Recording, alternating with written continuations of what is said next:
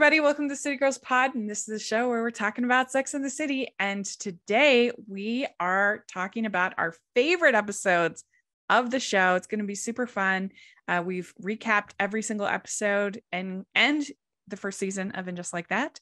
We'll have the playlist in the description where you can listen to all those episodes. And it's been so much fun. And I'm film critic Rachel Wagner, and Jax is here. Hi, Rachel. It was hard to pick 10. It really was. I mean, and I wish I'd done a better job of sort of keeping a running tab of kind of my favorites, because I'm sure there's ones that I really enjoyed that I just kind of forgot or missed in making this list. But I thought the same thing for myself. I was like, oh wait, are there ones I'm forgetting? Because we watched a whole lot of Sex in the City in a short amount of time. We did. Yes. And I'm not like married to my order. Oh, I'm not either. Here. Okay, great. So okay, yeah. I want to say, like, I'm pretty sure I'm my top one, but everything else is kind of just stuff I like. Yeah, I found it really impossible to actually rank them.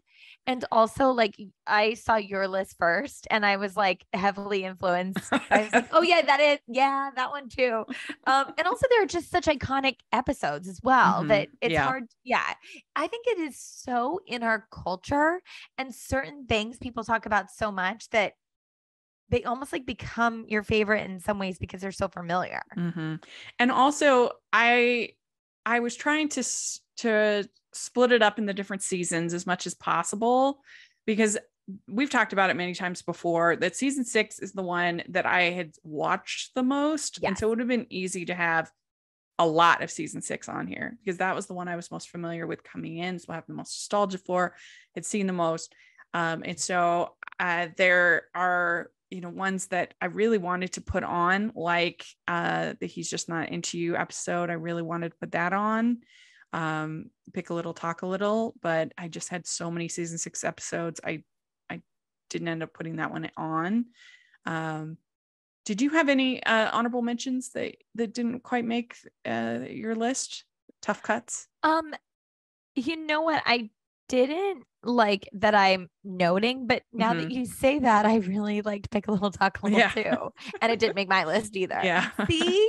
It was a fun one to cover with the movie too. I think that was one of our best episodes that we did. A couple other honorable mentions for me. I have the finale. I didn't put that on my list, but I do really enjoy it. Again, I didn't want to have too many season 6. Right. You're like, it's just too much, much. But yeah.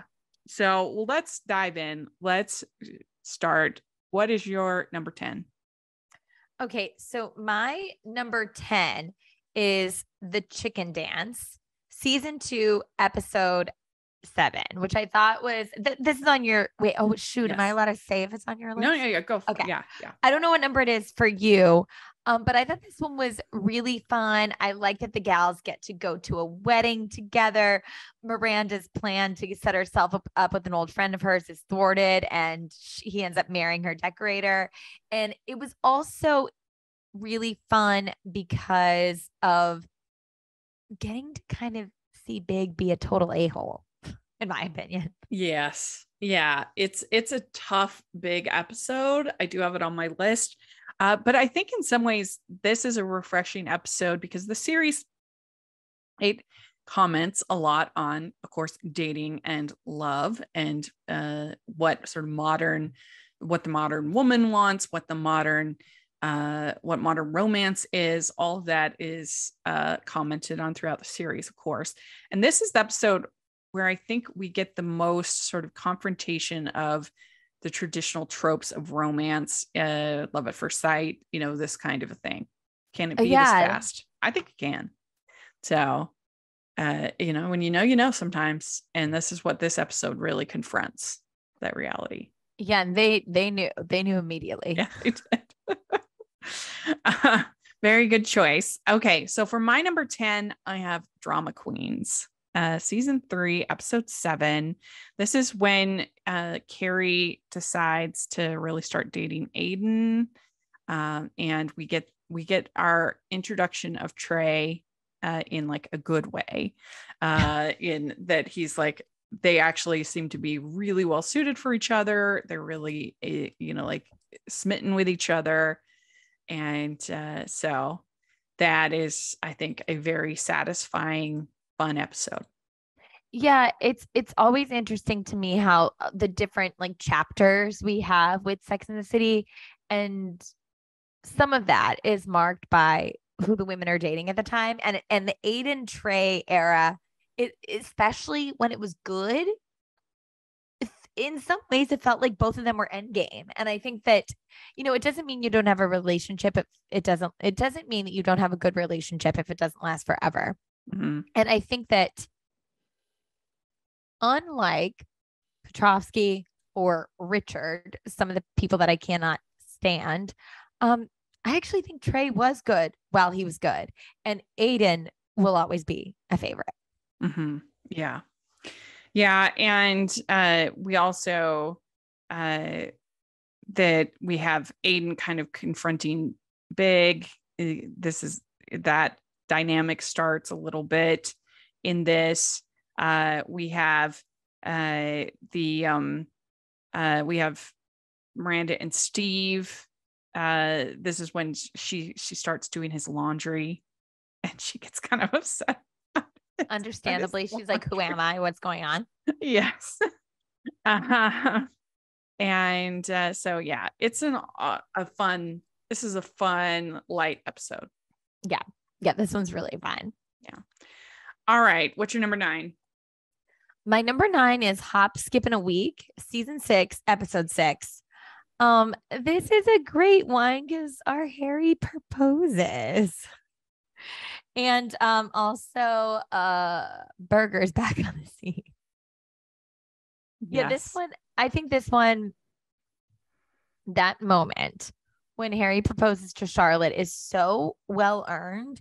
Not only do we love them together, but we've seen her go on a journey of really self-actualization that isn't just about Harry. Like, she doesn't drop Judaism because she's not with Harry anymore. She's really committed to Judaism as a religion and as her new culture, and is trying to date within the Jewish community. And it's so sweet when she sees her Baldy Mm-hmm. Yeah, at the Jewish like speed dating event. So I just love this one. Yeah, it's so good. This is very high up on my list, so we'll talk about it again. All right, my number 9 is +1 is the loneliest number, season 5, episode 5. This I was looking online, and a lot of people have this ranked very low. Oh, really? Interesting. Yeah, which surprised me. It's Carrie's book party. It's where she meets Burger. I guess a lot of people dislike Burger more than I dislike Burger. Yeah, you and I are in the minority on this. Yeah, I think. I understand that he's flawed, but I think he's interesting. I guess flawed, and I do think that Ron Livingston is very charming, and I guess I think that I don't defend what he did, but I don't know. I can understand, I guess, his weakness is. I think we've all had petty moments, and I don't know. I just think they were actually a really good match, and it's just shame that he couldn't tough it out. But I don't know. I don't hate him the way other people seem to hate him. I don't think I realized until I started like reading more about the series and people's reactions now that you and I have been doing it. I don't think I realized that Burger, like I was reading something the other day that it was like, well, as we all know, Burger's the worst. And it's like, wait, I'm sorry. Yeah, he's not. Did you see that? Yeah, I was reading that too. Like, he's way better than Petrovsky, in my opinion, at least. 100%. And also, like, I think it's hard to say. It's hard to say. Like, I don't want to say like someone's a better human, but I'll just say it for the sake of this conversation. I think Aiden is probably a kinder, better human, But as far as being a fit for Carrie, I actually think Berger is a better fit for Carrie. Yeah, I Like, agree. so I don't, Yeah. you're not gonna, Rachel and I are Berger stans. So that's like for Carrie, we get it. We see he's at his worst. It's the most petty he's ever been, I think. Yeah. And I mean, Carrie can be a bit much, in this as far as her book party and, all the publicity and being a little self-absorbed, but she is always, and the whole thing with Samantha with the chemical peel was so freaking funny that. Oh my gosh. I know. This is on my list too. So yes. Yes. So I really think this is a very funny episode. So that's I love this one. I leaned to, I think, the more funny episodes, a lot of my list. Those stood out for some reason. And I think on our list, we also have like a lot of them that like just became pop culture phenomenons because they influence culture in such like an incredible way, Yeah. Yeah. Fans of the hit family drama Heartland know that Up Faith and Family is the only place to stream seasons 1 through 15 of Heartland, including hours of behind-the-scenes exclusive content. All 15 seasons of Heartland are available and ready to binge only on Up Faith and Family. If you love dramatic shows full of action and suspense, try the 2 new series, Mystic and Hudson and Rex. Binge both shows anytime on Up Faith and Family.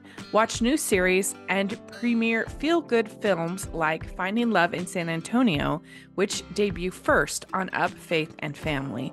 Go to upfaithandfamily.com/hallmarkies today to sign up for your 14-day free trial. That's upfaithandfamily.com/hallmarkies to sign up. Well, what do you have at 8? Shortcomings, season 2, episode 15. Okay, so I mean, obviously everyone loves Valerie Harper, and there was something about this episode that it was just so fun to watch Carrie like just be unable to break this off, even though like all signs point to like you should not be dating this person, but because she was BFF with his mom, she did not want it to end. Yeah. I mean, that was a weird family thing, though. The whole family was a weird kind of relationship. Yeah. I have that one higher too. I really love this episode. I think Valerie Harper's so great, and I would want to stay around to be with Valerie Harper, I think too. But I've always been a big mentor person. And so the idea of having this sort of older woman to talk to and relate with and is very appealing and something that I've had many times in my life. And so I definitely understand that with Carrie and her desire to stick it out with Justin Theroux. Yes. I mean, I have to say also that even though Justin Theroux was not a good fit for her in this episode, like for many reasons, I mean, my gosh, it is so exciting to see all of these A-list celebrities doing wonderful guest spots on this show. I mean, we have so many. We have Bradley Cooper, we have Vince Vaughn, we have like we just have so many amazing people who've guested on this show. I mean, even Rachel, when we're doing our podcast, and even some people who have like tiny co-stars, and then you look on IMDb and they're like working actors still. It's so exciting to watch. Mm-hmm. Yeah. I mean, like literally they are not a good fit for each other. Yes. Double entendre in that one. True. But yes, I agree. It's fun to see how many, not only how many careers were helped or appeared in Sex and the City, but also how many times have we said this person's still a working actor, this person's still doing great work, and that's been fun to see too. And I really hope that they utilize more of that and just like that too, and bring back some of these people for like, they don't even have to have a meaty guest star part. They could just have like a fun little like co-star, few lines, but be popping in and out. I feel like a lot of those people will be willing to do it. Yeah. I mean, I guess, remember we found out that Susan Sharon was in it just like that. We didn't even realize it. We didn't even realize it. All right. Well, my number 8 is They Shoot Single People, Don't They? Season 2, episode 4. This is the pretty iconic episode with Carrie's photo shoot for New York Magazine that ends up being a more of an expose than she wanted it to be. And it's for Stanford's boyfriend is the photographer, and she looks very washed out. So that woman on that, like, totally haggard. And it's one of those things that, like, you realize that Carrie, for like the level of notoriety she does have, or starting to have as her, career takes off more and more, like, she really should be hiring Sam to be her publicist, because a publicist would have made sure that this was not happening. You know what I'm saying? Like, she didn't have all the info. She thought this was a glamorous write-up, and instead it made her look, I mean, it was so freaking embarrassing. Yeah. We also have her meeting Hot Jake in this episode, which, speaking of guest stars, is Bradley Cooper, as you said. I mean, so hello, fun. Hottie. Yeah, fellow smoker. Yeah. Jake. And we also have Charlotte dating the actor who wants to move to Salt Lake, which is fun. I thought that was funny. Sweet. And we're like, I'm like, he'll have a great time there. Go. Yeah. There's lots of theater in Utah. I think you'd be happier there making a family. Like, New York's not for everyone, baby. Go right ahead. I forget the name of the show. It was like Days of Our Lives in Salt Lake or something. Yes. It was something like that, which is like funny. That. Yeah. So this is, and I think most people will probably have this on your top 10 list. Yes. So what do you have at 7? 7 for me was I Heart NY, season 4, episode 18. This is when Mr. Big is deciding to leave town. But I think what I really loved about this one is there was just a feeling to the whole thing, because it was the first episode. I believe it was the first episode that aired post 9/11. Yeah. And there was almost, for me, like almost like a reverence, or like just such a celebration of the city, and acknowledging the joy and the sorrow that kind of like go hand in hand with that. So this one is just, will always be really special to me in that way, because I think it's just a true celebration of like New York City and its people. Yeah. And they really made the decision to, aside from this episode, to just not talk about 9/11 really at all. Yeah. And so I would be curious to talk to them if I ever got a chance to talk to the creators I mean, I think that probably they just decided this was more of an escapism anyway. And so they wanted to kind of keep it that, but it does make this episode more meaningful because they really didn't address it much beyond that. Yeah, I totally agree with you. And I wonder what it would have been like if they had, but I think that, it was and continues to be, and everything, like, it just was such a devastating time. And I wasn't here then, but just hearing people talk about it, and just for our country, I think that they probably handled it the best way possible. But I think that I'm glad that this episode was, in some small way, a tribute to that. Mm-hmm. Yeah. So my number 7 is The Agony and the Ecstasy. Yes. This is season 4, episode 1. And this is a pretty iconic episode, at least for our podcast, because we went to the restaurant in question. Yes, we here. And this is where everybody forgets Carrie's birthday. But there's more to the episode than even that. You have you have a lot of sort of singles versus marriage kind of discussion going on. They go to this engagement party, and Carrie's kind of having this existential crisis of, and I'm turning there. I think it's 39, right?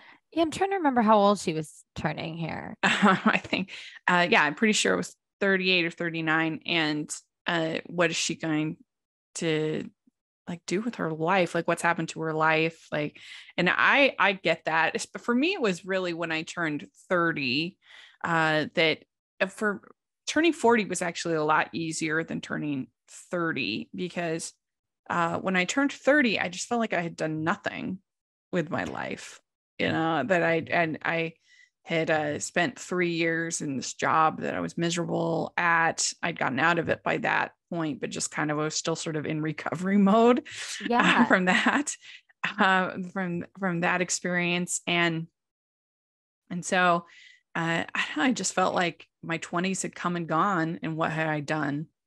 Not much. It's funny that you just the way, sorry. The way you said that was, what had I done? Not much. My 40s, I had like a home, I had the podcast, I was a Rotten Tomatoes critic. I had like something to show for my life. What had I done? Not much. Well, it's funny when you say 30, right? Because I hear that like, oh my gosh, 30, we were babies. But Rachel, I also had a heck of a time on my 30th. Yeah, it was because hard. I just gotten out of like a long-term relationship, and I sort of was like I was just a mess. Like Yeah. I wasn't in a good place. There's no other way to say it. And then I wonder, like, it's just funny because I think I look now and I'm like, we were doing fine, Rachel. Like we may have not had a lot, but like we weren't. Why should we be expected to? But Yeah. I think we thought we should probably have been further along, whatever that means. Yeah. Yeah. You spend a lot of, I don't care what career you have, you spend a lot of it in your 20s paying your dues. And it's not until your 30s, hopefully, that you start to hopefully reap some of those rewards of paying your dues for over a decade. Yeah. It seems like in almost any career. I don't know, if you're a performer, you pay your dues. They always say like every overnight sensation on Broadway is 10 years in the making. And that is true, I think, in almost every career. Oh yeah, for sure. And it's hard because I think like, I mean, thank goodness, but as a people, we're living longer. And I think that being 30 is not what it used to be, but like we had that number in our heads and it's like, oh, we should be doing all this stuff. Oh my gosh, Rachel, that should be the clip. You being like, what? I'm right there with you though. But we managed to make it into our 30s and be happy. Welcome to the Pilot Podcast. My name is BJ. And my name is Me Too. And we promise this promo is worth it, so please don't skip ahead. We're two judgy friends who put our judgmental skills to work for you.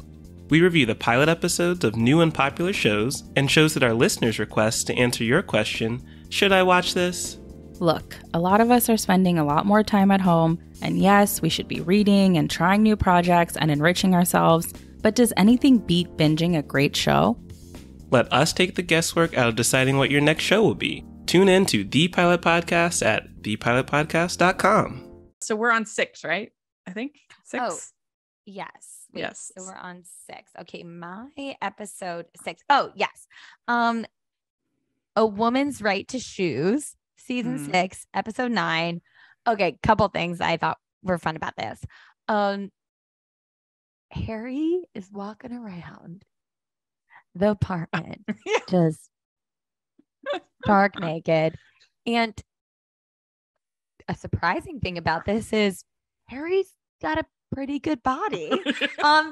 Like I'm not saying that in like a salacious way, but I was like, okay, you're Evan Handler, you're rocking it. But it was such a hilarious premise because Charlotte is trying so hard to be cool with it, and she's not cool with it. And I'm sorry, who would be cool with someone sitting naked on your white couch all the time? Like, actually, I don't think she's being anal. I get it. But it's just really funny, the interplay between them. And I also think this episode is a celebration of being single. And I think that is something that is so important in our society that we do not do enough. We do not, like Carrie's talking about all these things where it's like, we don't, with her friends, it's been engagement parties, bridal showers, weddings, numerous babies being born. And her friend doesn't want to pay for her shoes that got stolen out of her apartment when she made Carrie take them off. And I just think that we should be celebrating our friends' accomplishments that aren't related to arbitrary life milestones that we've decided should be celebrated. Yeah. Yeah. I think this is a really well-written episode. I think I have it at number 5. So just one ahead. And I think this whole sort of conflict of Kira judging Carrie for buying these shoes and living this life. And it's something that most single women will relate to, being treated this way, to having your life being judged as sort of mattering less, or your choices being judged, and just the difficulty that it is in having between friends with kids. I love my friends with kids, don't get me wrong, but it is hard. It's just a different lifestyle, and it's hard sometimes for the two groups to kind of understand each other. And you really see that here. And I think it's very well done. And that, she is so judgmental about Carrie's buying these shoes, and doesn't want to pay for the shoes. And says that it's irresponsible of her to have these shoes. I think it's a very good episode. I think it'd be really fun. I'm like connecting everything then just like that now, but it'd be really fun if something happened in season 2 where we found out who took the shoes. Yeah, I think so too. Right? Yes. Like they should be doing more. Like I just want more of like the old stuff coming back. I agree. I think that they should do more of that, more deep dives, and as opposed to ruining Steve. Thank you. They should have. They should have. I mean, I would love for Berger to come back. I mean, I guess Aiden's coming back, which I'm like, A question about that. So Aiden's coming back. You said evidently there was stories about it. We don't know if it's like an arc or if it's just a cameo like in the second movie. I don't know. So curious because I also would love to see Berger, and I feel like he could be a great love interest for Carrie. Like maybe he's gone on to either be super successful, so he's confident now, or he gave up writing and he's just okay with it. I would love to see. I think it would be very interesting, and to see what's going on with him. But yeah, Aiden is the one that's coming back. All right. Well, I'm curious to see what's going on with Aiden too. Mm-hmm. I don't think they're a good fit still, though. No. All right. So next for me, number 6 for me is The Baby Shower, season 1, episode 10. This is a pretty famous episode where the girls go to Connecticut. They leave New York City, go to Connecticut for their former party girl Lainey's bridal shower. And we get a ton here about baby shower, sorry, not bridal shower, baby shower. And we get a ton here about the pressure that all women feel about, having children, should you have children? And I think there's this idea that like, that's a one-time decision and you made your decision, but I don't think that that's right. And I think this episode shows it, that it's always kind of, even if you're pretty firm on your decision, I feel like that's always sort of something you think about as a woman. Yeah, I think you're exactly right. Like I'm pretty firm and confident in my decision not to have kids, but like just the other day I was like kind of crying at the fact that I'm like, it's an interesting thing to let go of. And I'm not crying because I've changed my mind, but I'm crying because I'm like, I guess part of me always thought I would. Mm-hmm. Do you feel like that? Yeah. Yeah. And I mean, I think that ship has sailed for me. I'm just too old and there's no prospects on so it's not going to happen for me. Okay. Well, you say there's no prospects, but do let me say quickly that in the chicken dance, it only did. True. But sorry, go ahead. Yes. I'll have a meal with anybody, as we know on this podcast. So there we go. But I don't know. It's just, you want to feel like as a woman that if you were to have a baby, that you would do a good job. There's not like something wrong with you, that you're unable to be maternal, mothering, kind, like I think that's something that all women kind of want to feel. You don't want to feel like you're a bad mother, Yeah. And then also it's just a thing that women have to deal with. Yeah. And it's like, we're always going to be getting that question of like, do you want kids? Why don't you want kids? Yeah. Yeah. It's just, it is not the same for men. Not that fatherhood isn't important and valuable. It's just not the same. It's not a whole aspect of who you are as a person in the same way. Yeah, you're right. It's so much about a woman's identity, and men don't have that in the same way. I mean, this episode is fun though, because I love seeing Charlotte with the huge, like, ultimate like baby gift, whatever. Yeah, didn't she get like the diaper cake or whatever? Yes, yeah. She went for it, as she always does. And then she gets mad because Lainey uses her baby name. I forget what the baby name was. Oh my gosh, what was it? But she said that she stole it. And I think Lainey did steal it. Yeah.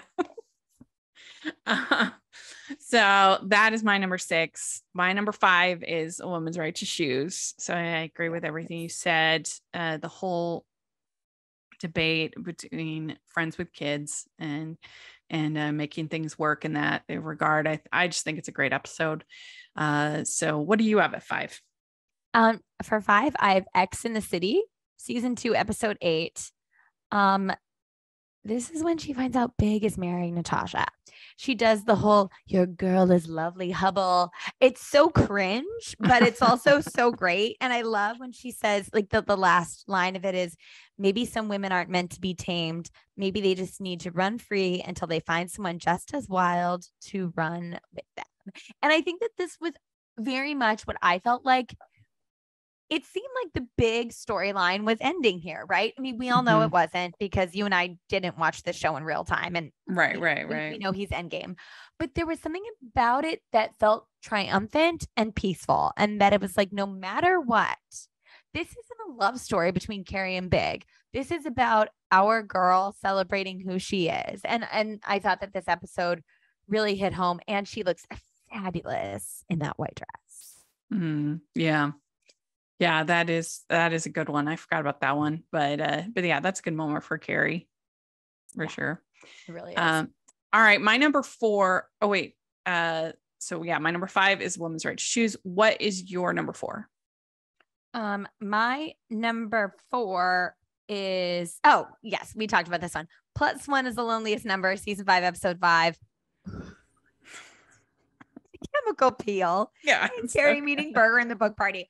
Yeah, I echo everything we said. I mean, Rachel, that chemical peel. Like, just watching Sam like pull back that veil was too much and too good. And it's like she went in for her regular maintenance Botox, which good for you. And then she decided that she was gonna like just get her face singed off right before the party. It's like it was a Bush League move for someone who probably gets a lot of, like, I don't think she's had major work, but she's probably gotten a lot of facials, a lot of Botox. And I'm like, you do not try something new, like a freaking chemical peel, before you're going to an event. I mean, she's the kind of person who definitely has like regular appointments at an esthetician, at Elizabeth Arden or wherever, like she's there every month. 100%. Yeah. So I don't think she'll be getting another chemical peel. No, I don't think so. Good one. All right. My number 4, we talked about it, is Shortcomings, season 2, episode 15, where basically Carrie falls for Vaughn's mother. Wallace is her name. And it's Valerie Harper, and she's the best. And I just really thought that was a really fun relationship and really endearing. And so that's one of my favorite episodes. Yeah, it's such a unique storyline too. Yeah. Ho, ho, ho. We'd like to take a second and thank our sponsor for this episode of the podcast. It's the Hallmarkies Patreon. Do you love Hallmarkies podcast, especially at Christmas? Do you enjoy the holiday previews, recaps, interviews, and bonus episodes? If the answer is yes, please consider supporting the Hallmarkies Patreon. We need your help to do what we do both during the Christmas season and all year round. But not only do you help a podcast led by strong, independent women by becoming a Patreon, you get to become a part of the Hallmarkies family. Starting at only $2 a month as a patron, you will have access to our Facebook Patreon group where we talk about the movies, shows, and more all year. We also have many monthly patron watch-alongs with guests like Lacey Chabert, Natalie Hall, Paul Campbell, Mary Lou Henner, and more, giving their behind-the-scenes details of their films. As a patron, you also have the chance to provide input into the podcast and even join us at different tiers. So this Christmas season, spread some cheer to the Hallmarkies Patreon and become a member today. You won't regret it. Go to patreon.com/Hallmarkies to learn more. That's patreon.com/Hallmarkies. What is your number 3? Oh my gosh, wait. Oh my gosh. Okay, I think I messed something up. No, wait, no. Okay, I got it. Okay. My number 3 is The Ick Factor. Okay. Yes. Season 6, episode 14. Miranda's wedding and Samantha talking about her breast cancer diagnosis. There's seeing Miranda like open her heart in this way and be vulnerable, but also still be so true to herself. And then Samantha dealing with devastating news, but not wanting to ruin Miranda's day. But then at the end, ultimately, we see the core 4 at the table and Miranda saying, like, you are my people. And I just love it. I love it. It gives me all the feelings every time I see it. Yeah. It's that one's a really good one. Well, my number 3 is The Chicken Dance, season 2, episode 7. This is where the decorator friend Jeremy finds instant love with Madeline, and the big won't go to the wedding and everything. And there's just a lot going on. I love that it kind of confronts traditional tropes of marriage and love at first sight and all of that. And you have all the different characters sort of perspective on it. And it's just I think it's a really good one. Yeah, I think that's a really astute observation that like I didn't know when I watched it the first time, is that it does really offer all those perspectives and does it in such like a concise and entertaining way that doesn't seem forced. Mm-hmm. Yeah. All right. What is your number 2?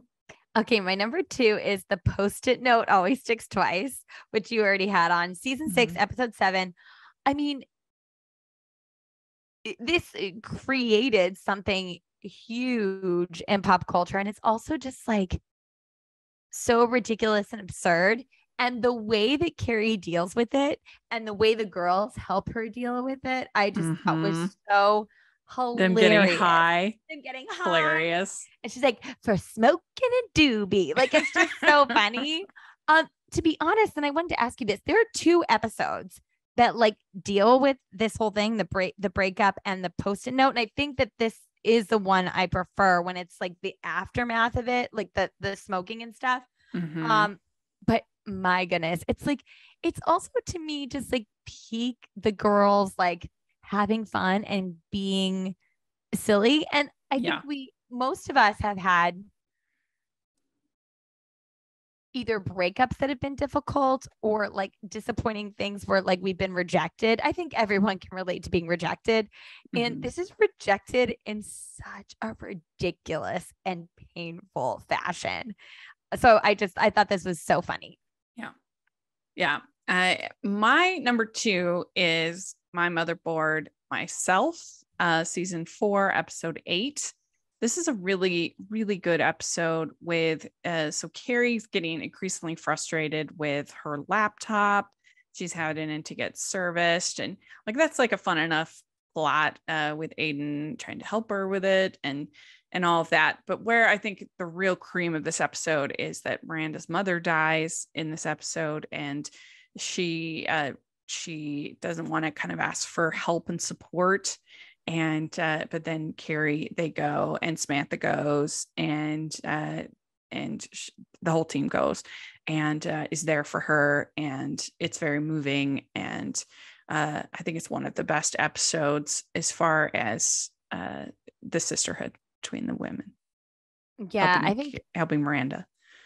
I think you're spot on with that. And when Miranda's looking for a dress for the funeral, that's a really, really good scene, Cynthia Nixon. When the woman in the dressing room who's like trying to help her, and she's like, annoyed. I'm never gonna fight with my mother again. It's really good. I think that did a really great job of looking at grief and how it hits us in unexpected and surprising ways. Like when she calls and tells the girls, like, my mother died. Like, of course it's upsetting, but she's like holding it together. And it's not until she gets in this dressing room where it's like she kind of loses it. Yeah, and because her sister is being kind of difficult and judgmental, and she feels bad because she wasn't there. That I forget if it was a date or there was something going on that made her why she wasn't there, but she feels a lot of guilt about that. And so then when the girls get there and support her and talk her out of that, it's lovely. Yeah, it really is. Yeah. So, all right. What is your number one? Okay, so this is going to seem like a cop out, and it's probably also because we just watched it, but I'm actually going to go with like the combined American in Paris finale. I feel like Sex and the City did such a great job of really doing justice to these characters, their arcs, their friendship, and this is why it gets a little tricky with the movies and stuff. They gave me a sense of peace and hopefulness. Like all this stuff is still going to be happening after, but it still wrapped it up for me in a way that felt really satisfying. Like my girls were going to be okay. And I thought it also struck the balance of tugging at the heartstrings while making us laugh, while also dealing with some like the much more complex issues. It's like, okay, season 1, we're like talking about dating and in a very superficial level. And now we're getting into a lot of deep love stuff. And I just thought it was a really fitting way to end a really iconic show. And it is not easy to do a good finale. No. Well, and people think that we want people think that we want subversion and creativity in a finale. We actually don't. What we want, at least in my opinion, what most people want in a finale of a show that they're invested in is they want to end the show feeling like there's a sense of hope for our characters and a catharsis. You kind of want to end with a sense of catharsis. You don't want to end feeling frustrated or like confused or what is going on.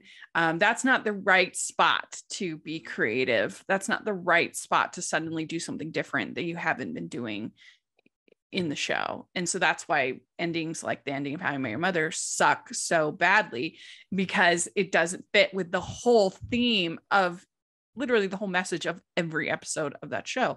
And you're so right. You're so right though. It's like, why do they think that now's the time? I think I asked you, but did you ever watch 6 Feet Under? I think that finale is like perfect. I've heard that. I haven't seen it, but I've heard that from people. I think the Mad Men finale was really beautiful. And especially for a character like Don Draper, who is such a conflicted character, I think it was about as hopeful an ending as you could give that character. And so I thought that was a very well done finale. And I agree with you about this one. I think it gives a very happy sense of catharsis at the end for our characters, a sense of relief. Everything's going to be okay. So it's a good one. Well, for me, my number one is a bit of a cheat. It is a 2-parter. And you mentioned the 2-parter, actually. It is the Hop, Skip, in a Week, and then the Aftermath. So this is season 6, episode 6, and episode 7. So again, I have nostalgia for these 2 episodes. It's definitely the ones I remembered the most from watching the show originally. And in episode 6, you have Harry proposing to Charlotte, and it is just the best, maybe my favorite moment of the entire show.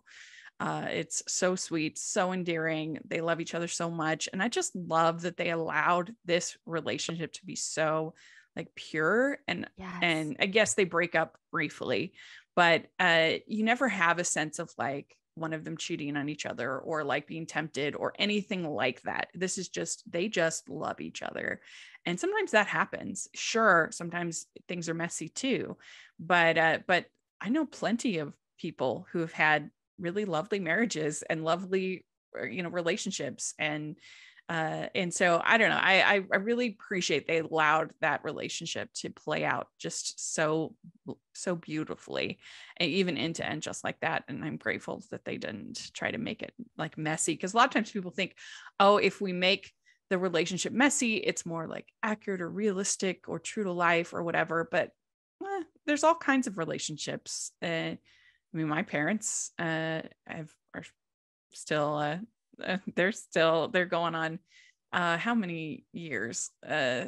45 or something like that. Oh my gosh. Yeah. Happy anniversaries. Yeah. So it can be done. It does happen. And so I really love that. And then Burger coming back with the carnations. It's such a great ending to that episode. And then waking up to the Post-it note is just like iconic, and probably the most iconic breakup in TV history. Truly. I mean, and that says, that's huge. The fact that they were able to do that and have it be something that people are still talking about and referencing. And just like that, when they have the podcast on breakups, and the fact that Carrie doesn't mention the Post-it note is just absolutely absurd. Like, Rachel, what are you talking about? This is what I mean. Like, they went through such great lengths to bring back Carrie's wardrobe, but yet there's missed opportunities all over the place for things like this. Yes. And as you said, them getting high, super funny and memorable. Hilarious. So good. Yes. So it's a great episode. You have Carrie up against the cop car with the Post-it note, and the cop being like, oh, holy cow. It's hilarious. It's like, fair enough. Yeah. So I know it's a cheat to pick two, but they're just it's so okay. tied. We both did it. We both did. I couldn't decide which one. Well, and some of these, and this is the beauty of like how well this show is written. Some of these, like these two-parters, they're such a continuous story. Like it's one story in some ways. Yeah. And isn't it interesting that we had half a dozen or so of the same episodes on our list? Yes, and I think the way Sex and the City is, right? There's so many great episodes, but there are just these ones that really, really pop, that even if you have never seen the series, you've referenced it. Like, and there are so few shows that can say that. Yeah, it's true. Well, let's go over our list real quick. So I have at number 10, Drama Queens, season 3, episode 7. Number 9, I have +1 is The Loneliest Number, season 5, episode 5. They Shoot Single People, Don't They? Season 2, episode 4. The Agony and the Ecstasy, season 4, episode 1. The Baby Shower, season 1, episode 10. A Woman's Right to Choose, season 6, episode 9. Shortcomings, season 2, episode 15. The Chicken Dance, season 2, episode 7. My Motherboard, Myself, season 4, episode 8. And Hop, Skip, and a Week, season 6, episode 6. And It Always Sticks, a Post-it note, It Always Sticks Twice, season 6, episode 7 are my favorites. So what about you? Yes, my favorites. Number 10, The Chicken Dance, season 2, episode 7. Number 9, Hop, Skip, and a Week, season 6, episode 6. Number 8, Shortcomings, season 2, episode 14. Number 7, I Heart NY, season 4, episode 18. Number 6, A Woman's Right to Choose, season 6, episode 9. Number 5, +1 is The Loneliest Number, season 5, episode 5. Number 4, X in the City, season 2, episode 8. Did I read these? Did I skip a number? No, did I get it right? minute. Did I mess up my list? Did I add an extra one? Okay, wait. Okay, here we go. These shoot. Oh my gosh, guys, how did I mess this up? Okay, number 4. Am I right now? Number 4. They shoot single people, don't they? Season 2, episode 4. Number 3. The Ick Factor, season 6, episode 14. Number 2, the Post-it Note Always Six Twice, season 6, episode 7. And my number 1, also cheating with a 2-parter, American in Paris, the finale, part 1 and 2. Very good. Sorry that I got confused with numbers. I was saying too many numbers. Well, we did it. We really did it. Oh my gosh. Well, let us know if you're listening what your favorite episodes are. We'd love to see your top 10 list if you want to do an episode, if you're a blog or whatever you have. That'd be fun to see what other people's lists are. We'd love to have that and share it with us, and we'll share it on our Twitter at City Girls Pod. And we'd like to thank all of the amazing guests that we've had over the course of these weeks that we've been doing this.